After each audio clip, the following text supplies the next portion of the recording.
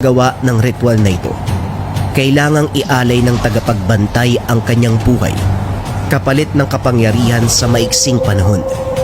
Ito ay ginagamit lamang upang protektahan ang sangkatauhan sa tiyak na panganib.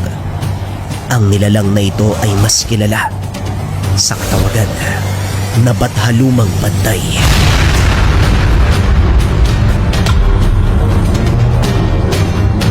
Dito natin tatapusin ang mahabang siglo ng panggagambala at pambibiktima. Ito na ang katapusan nating dalawa ng Noy.